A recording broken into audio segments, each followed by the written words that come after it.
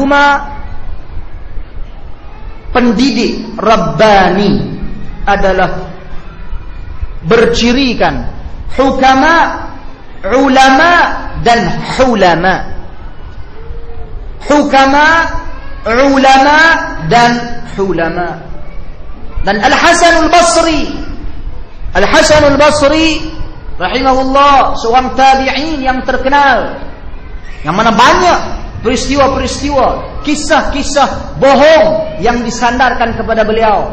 Peristiwa beliau menggoda Rabi'atul Adawiyah, itu peristiwa yang bohong, tetapi di dalam masyarakat ia disebarkan sehingga Rabi'atul Adawiyah merobek matanya lalu diberikan kepada Al-Hasan Al-Basri.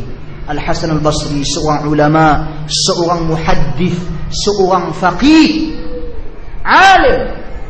Beliau apabila menafsirkan perkataan Rabbani, kata beliau fuqaha, ahlul ibadah wa ahlul taqwa.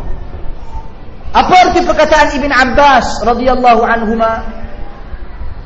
Hukama, orang yang tahu berhukum, orang yang Rabbani, pentarbiyah. Kita nak mentarbiyah, mesti ada pentarbiyah, orang yang ingin mentarbiyah. Siapa?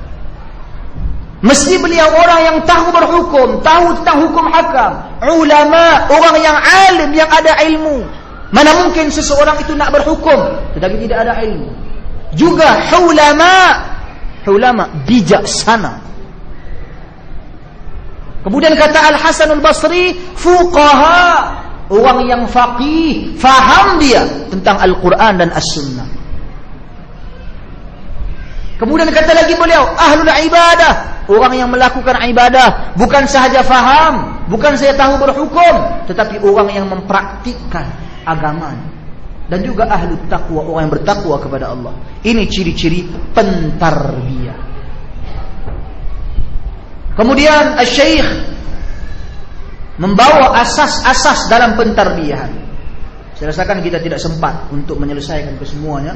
Cuma kita mungkin boleh selesaikan sampai di sini berkenaan dengan asas-asas dalam pentarbiyahan. Memadai dengan kita mendapat gambaran manhaj salaf dalam menjana perubahan.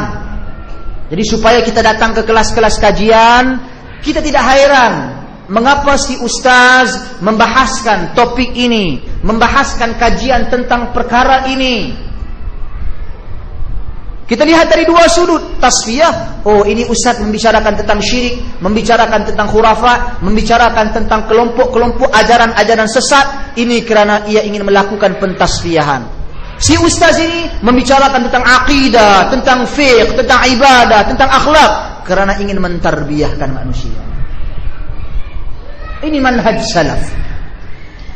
Asas-asas pentarbiyahan yang dinyatakan oleh Syekh Salim Ibn Aid Al-Hilali, yang pertama sekali kata beliau, bermatlamatkan ketuhanan, yaitu Rabbaniyatul ghayah wal wasilah.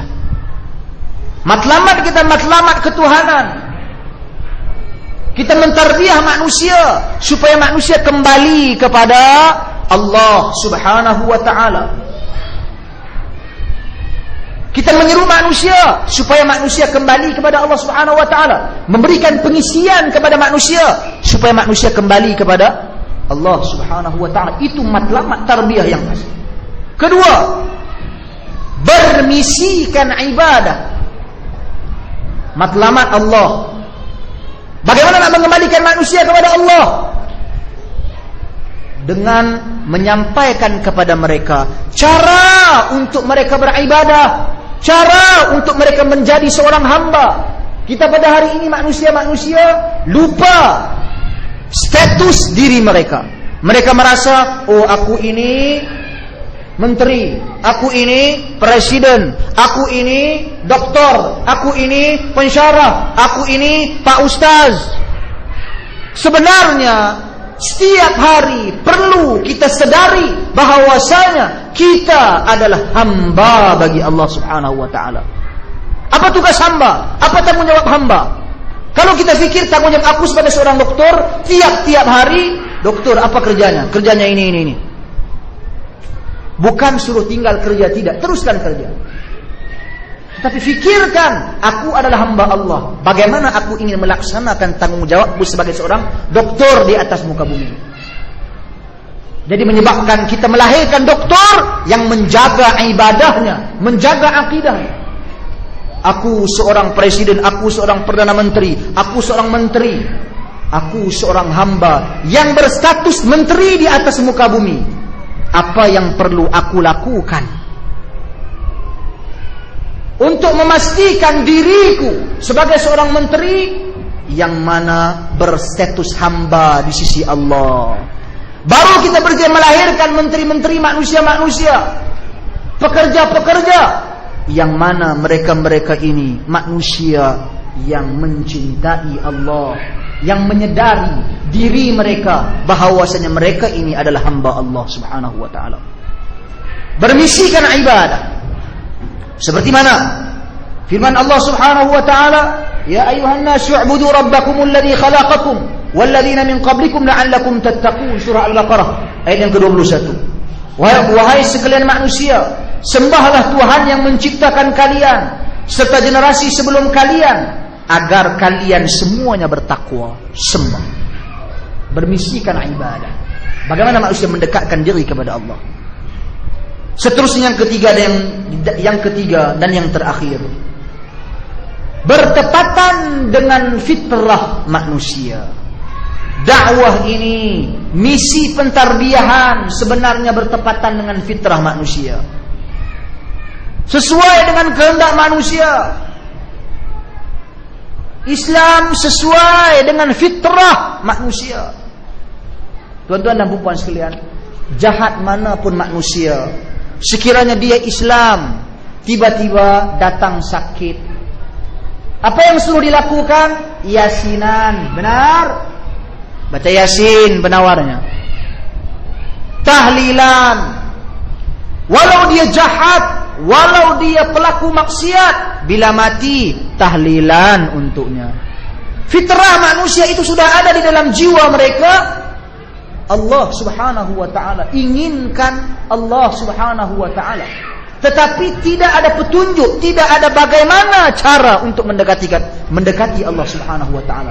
Karena itu dakwah ini dalam proses pentarbiyahan, dekatkan manusia dengan fitrah mereka. Apa fitrah mereka? Allah Subhanahu wa taala.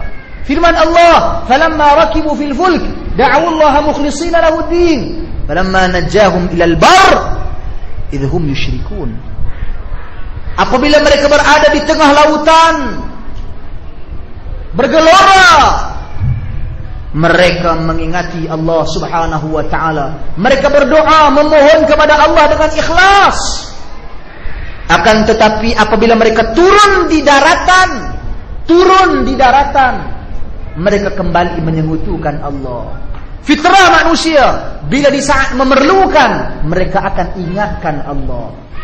Apabila mereka tidak memerlukan, pada pandangan mereka lupakan Allah. Jadi kita harus sedarkan manusia bahawasanya fitrah kehidupan kita, setiap saat kita memerlukan Allah Subhanahu wa taala. Wallahu alam. Itu yang dibahaskan, itu bab yang ketiga yang dibahaskan oleh Syekh Salim Ibn Aid Al-Hilali, yang saya tambah dengan beberapa ulasan supaya kita faham dan jelas perbincangan beliau. Dan apa yang penting di sini, tuan-tuan dan puan sekalian, manhaj salaf ini seperti yang kita nyatakan sebentar tadi di awal-awal kajian tadi, merupakan manhaj yang paling sempurna, yang paling lengkap, menyeluruh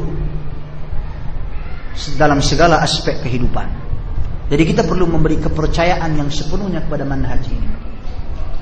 Yang jelas ada 3 perkara yang ingin saya sebutkan di sini, ataupun 4 perkara. Prinsip salaf yang perlu berada di dalam jiwa setiap da'i dan setiap penuntut ilmu yang inginkan salaf.